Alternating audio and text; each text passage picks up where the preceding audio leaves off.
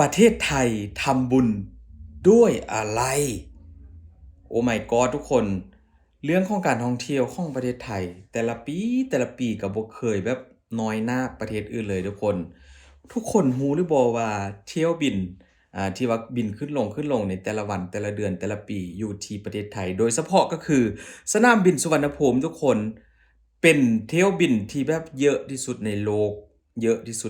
ก็คืออยู่ที่สนามบินสุวรรณภูมิที่มีการค้นเอานักท่องเที่ยวนะทุกคนลงขึ้นสนามบินสุวรรณภูมิในแต่ละวันแต่ละเดือนแต่ละปีนั่นแหละมื้อนี้ทุกคนประเทศไทยทำบุญด้วยอะไรทำไมนักท่องเที่ยวถึง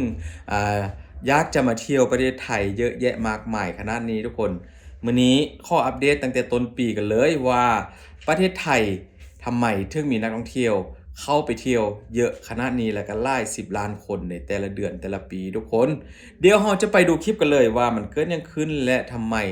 ต่างประเทศหรือว่าต่างชาติเข้าถึงติดใจประเทศไทยกันนี้ไปดูคลิปกันเลยทุกคนไปเชื่อหรือบ่ทุกคนท่าอากาศสุวรรณภูมิไทยแลนด์ทุกคนติดอันดับ1ที่มีการบินขึ้นมากที่สุดในโลกนะทุกคน113สายการบินทั่วโลกที่ว่าลงมาจอดหรือว่าขี่มาจอดนะทุกคนเอานักท่องเที่ยวทั่วโลกทั่วทุกทวีปนะทุกคนมาเที่ยวที่ประเทศไทยทุกคนนี่แหละคือจำนวนนักท่องเที่ยวล่าสุดทุกคนบ่าวพิมพ์ก็บ่ได้ทำคลิปมาเลยเกี่ยวกับนักท่องเที่ยวที่ว่าเดินทางเข้าประเทศไทยทุกคนนี่ก็อาจจะเป็นคลิปทำอิฐคลิปแรกตั้งแต่ต้นปีใหม่มานี้นะทุกคนและนี่ก็คือภาพบรรยากาศทุกคนผู้คนหน้าแน่นเยอะสุดๆนะทุกคนมีทั้งชาวยุโรปแล้วก็มีเอเชียโดยเฉพาะก็คือช่วงนี้ก็อาจจะเป็นเรื่องของ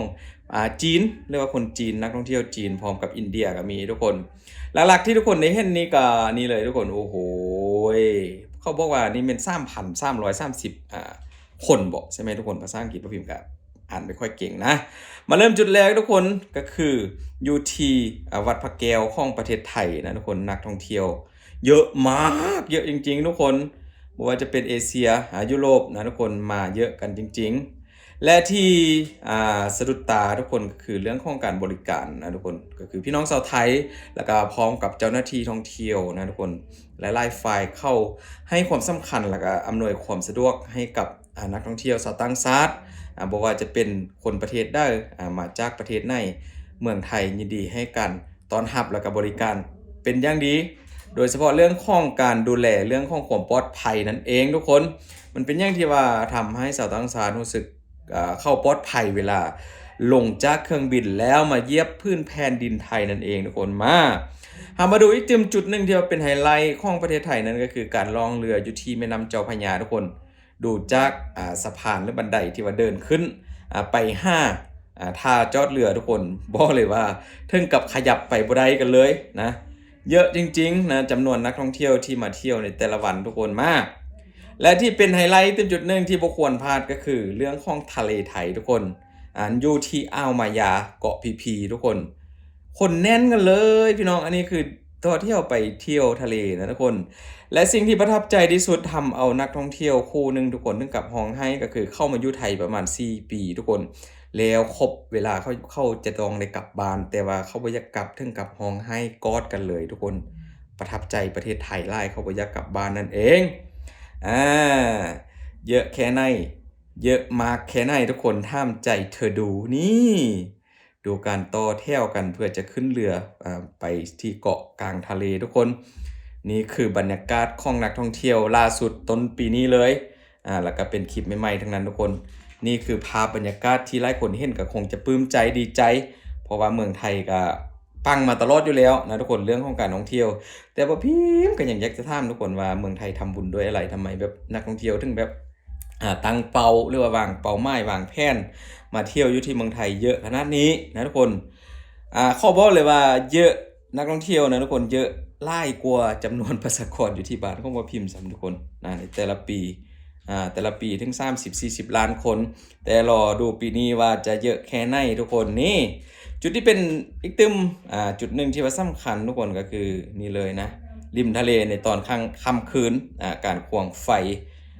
พร้อมกับชมบรรยากาศก่อนหน้านั้นก็จะเป็นพระอาทิตย์ตกดินนะกับวิวทะเลสวยๆของประเทศไทยนั่นเองทุกคน ยังคงเดินทางมาเรื่อยๆทุกคนนักท่องเที่ยวจากทั่วทุกมุมโลกขึ้นชื่อว่าสนามบินประเทศไทยคือติดอันดับหนึ่งที่ว่ามีเที่ยวบินขึ้นลงมากที่สุดในโลกนั่นเองทุกคนก็บ่ผิดหวังกันเลยนะผู้ใดได้มาก็คงจะติดอกติดใจบางคนก็ มาอยู่ปุ๊บแล้วก็ถึงขั้นอยากจะใช้ชีวิตอยู่กันไปแบบตลอดนะทุกคนตลอดชีวิตนะบางคนก็มีอายุแล้วเฒ่าแก่กันแล้วก็มีแผนอยากจะมาอยู่ที่ประเทศไทยเมืองไทยก็ยินดีต้อนรับแน่นอนอยู่แล้วนะเยอะจริงๆทุกคนกระเป๋าสัมภาระนะเกียมออกเดินทางออกจากนอกสนามบินไปที่พักนี่คือผู้คนหน้าแน่นนักท่องเที่ยวสาวยุโรปนะทุกคนลากไล่กันเลยก็คือที่ทุกคนฮู้นั่นแหละเมืองไทยก็มี Amazing หลายเรื่องหลายอย่างให้นักท่องเที่ยวเขาได้ว้าวตลอดนะทุกคนบ่ว่าจะเป็นวัฒนธรรมวัดวาอารามผู้คนที่น่ารักนิสัยดีแล้วก็ธรรมชาติทะเลสวยงามนั่นเองนะทุกคนอาหารการกินก็อร่อยราคาก็ถึกสุดมีสตรีทฟู้ดมีอาหารที่ว่าให้กินได้ตลอดการเดินทางจุดได้กับอำนวยความสะดวกหลายทุกคนมาดูอีกเต็มจุดหนึ่งทุกคนไฮไลท์สำคัญในช่วงตรุษจีนทุกคนก็คือนี่เลยนะถนนเยาวราชอย่างหน้าแน่นเหมือนเดิมบ่พิมพ์กับห่างหายไปเป็นปีแล้วบ่ได้ทำคลิปอยู่ที่ถนนเยาวราชทุกคนพอได้มาเห็นอีกเต็มครั้งหนึ่งของต้นปีนี้ก็รู้สึกว่าเมืองไทยนี่โอ้โหจนบ่มีที่จะยืนทุกคนเห็นบอกคนก็ขยับทีละเล็กทีละน้อยเพราะว่ามันแออัดนะทุกคนเยอะมากบ่ฮู้ว่าพี่น้องชาวไทยอยู่หั่นหรือบ่แต่ว่าสังเกตเห็นว่าจะเห็นจะต่างชาตินะทุกคนนี่ไฮไลท์เต็มจุดหนึ่งทุกคนสังเกตว่าจะมีคนใส่สุดไทยเด้อทุกคนมุมนี้เดี๋ยวทุกคนก็จะได้เห็นสุดไทยว่าเป็นกระแสพันมาอะไรทุกคนนี่บ่แน่ใจว่าเป็นพี่น้องชาวไทยหรือบ่นะใส่ผ้าสบายกับกางเกงยีนทุกคนไปเที่ยวทะเลเป็นอย่างดีว่าแปลกดีนะทุกคนแน่ถ้าขึ้นเรือทุกคนแต่ละจุดก็ถือว่ายังคงคึกคืนแล้วก็เต็มไปด้วยนักท่องเที่ยวที่แบบโอ้โหทั้งเด็กทั้งผู้ใหญ่ทั้งวัยกลางคนทั้งผู้เฒ่าผู้แก่ทุกคนเยอะจริงๆนะเพราะว่าการล่องเรือนี่ก็อาจจะเป็นไฮไลท์นึงที่หลายคนก็อยากจะมานะทุกคนนี่แห้งแน่นเลยทุกคนเป็นสะพานเดินไปห้าท่าจอดเรือบ่ที่พ่อพิมพ์เห็นนะทุกคนนี่แหละอยู่ที่เขาบอกว่าอยู่ที่พัทยาบ่ตัวนี้เขาว่าคล่องแท้แล้วทุกคนจุดนี้ก็คือ 4-5 วันติดนะผู้คนหน้าแน่นนักท่องเที่ยวหน้าแน่นแบบนี้ทุกวัน4-5 วันก็ถือว่าโอ้โหเกือบสัปดาห์กันแล้วนะทุกคนนักท่องเที่ยวก็ยังคงเดินทางไปเรื่อยๆนี่เรือที่ว่ามารับก็จอดเป็นเรือ2-3ประมาณ3ซันบ่นะที่ว่าเต็มกันเลยทุกคนแต่ละคนก็เท่าที่ดูนะว่าพิมพ์ดูแล้วนักท่องเที่ยวที่เข้ามาส่วนใหญ่ก็จะเป็นแบบเอาข้าวของเอากระเป๋ามาพร้อมทุกคนคงจะแบบขึ้นเรือไปหาที่พักบ่มาดูกันอีกทุกคนที่บ่ได้น้อยนะของปีนี้ก็คือนักท่องเที่ยวชาวอินเดียที่เข้ามาเป็นกลุ่มแบบโอ้โหเป็นแบบหลายร้อยคนหลายพันคนนั่นน่ะนี่ก็เป็นอินเดียทั้งหมดเลยทุกคนพอขึ้นเรือไปก็จะมีแบบสิ่งอำนวยความปลอดภัยทุกคนก็คือเสื้อชูชีพนะไม่ใส่หมดทุกคนที่ทุกคนได้เห็นคลิปนี้เลยเพราะว่าความปลอดภัยต้องมาก่อนอยู่แล้วเวลาขึ้นเรือหรือว่าลงน้ำนะเสื้อชูชีพก็บ่ควรพลาดนี่คือสิ่งที่การท่องเที่ยวไทยเขาจัดเตรียมไว้ให้ทุกคนและยังคงคึกคืนอยู่ทุกวันล่าสุดบ่พิมพ์ไปเห็นคลิปมาก็ยังคึกคืนอยู่ทุกวันทุกคนเรื่องของท่องเที่ยวไทยสถานที่สำคัญนะนักท่องเที่ยวชาวยุโรปเขาก็ยังคงเดินทางไปแบบบ่เคยหยุดแล้วก็บ่ได้พักไปกันทุกวันจริงๆโอ้โหเงินนี่แบบสะพัดเข้าประเทศมหาศาลพ่อค้าสาวขายทุกธุรกิจบ่ว่าเป็นที่พักโรงแรมร้านอาหารได้กันหมดทั่วหน้าเลยทุกคนนี่คือสิ่งที่ว่าประเทศไทยมีให้กับนักท่องเที่ยวมาโดยตลอดทุกปีกันเลยปังทุกปีทุกคน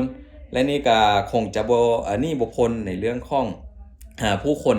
นักท่องเที่ยวหลายประเทศที่เข้ามาใช้ชีวิตหรือว่ามาเที่ยวอยู่ที่เมืองไทยหลายวันหลายเดือนกันเลยทุกคนเมืองไทยก็ให้การต้อนรับแบบอบอุ่นเป็นกันเองคอยบริการทุกอย่างคอยแนะนำสิ่งใดที่ต่างชาติบ่ฮู้คนไทยเขาก็แนะนำช่วยพร้อมกับมีอาหารแซ่บๆราคาถึกๆแล้วก็มีที่พักที่เที่ยวให้เที่ยวแบบจุใจกันเลยทุกคนนี่แหละทุกคนข้อใช้คำนี้ก็แล้วกันว่าประเทศไทยทำบุญด้วยอะไรทำไมแบบนักท่องเที่ยวถึงอยากจะมาเที่ยวกันนักกันหนานะทุกคนคอมเมนต์บอกพิมพ์ก็แล้วกันทุกคนขอบคุณหลายๆทุกคนคอยอัปเดตให้เบิ่ง เป็นระยะก็แล้วกันเรื่องของจำนวนนักท่องเที่ยวว่าหลายคนก็คงจะเห็นจนสิ้นตาแต่สำหรับบ่าวพิมพ์ก็ขอบอกเลยว่าแบ่งมาให้บ้านบ่าวพิมพ์เลยทุกคนนักท่องเที่ยวต่างชาติแบบนี้โดยเฉพาะแม่นยุโรปนะบ่าวพิมพ์อยากเห็นแฮง ขอบคุณหลายๆทุกคนบ๊ายบาย